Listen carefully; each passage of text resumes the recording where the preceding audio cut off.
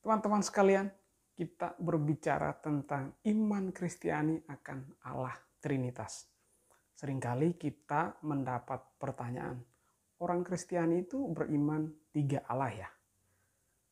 Pertanyaan atau bahkan tuduhan seperti itu sering dilontarkan kepada orang-orang beriman Kristiani.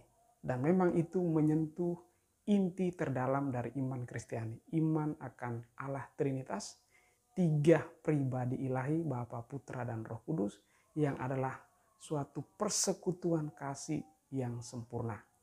Kali ini kita mengambil salah satu contoh teks dalam Perjanjian Baru yang menjadi dasar, menjadi akar dari ajaran iman, ajaran dogmatis tentang Allah Trinitas. Kita kali ini mengambil teks Matius 28 ayat 19. Saya akan bacakan kalimat lengkapnya dari ayat 18 sampai ayat 20.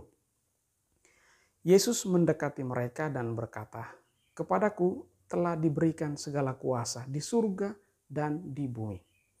Karena itu pergilah, jadikanlah semua bangsa muridku, dan baptislah mereka dalam nama Bapa dan Anak dan Roh Kudus.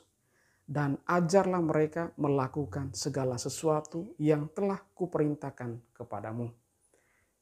Fokus kita pada ayat 19, pada kata-kata baptislah mereka dalam nama Bapa dan Anak dan Roh Kudus. Indikasi penyebutan 3 pribadi ilahi sangat jelas. Ada akarnya, ada dasarnya. Bapa, Anak atau Putra, dan Roh Kudus.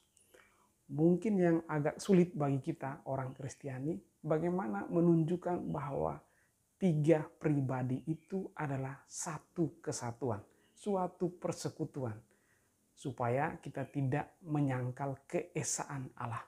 Nah, di teks ini ada suatu indikasi yang penting. Kalau Anda perhatikan teks ini disebut 1 kali nama, kata nama.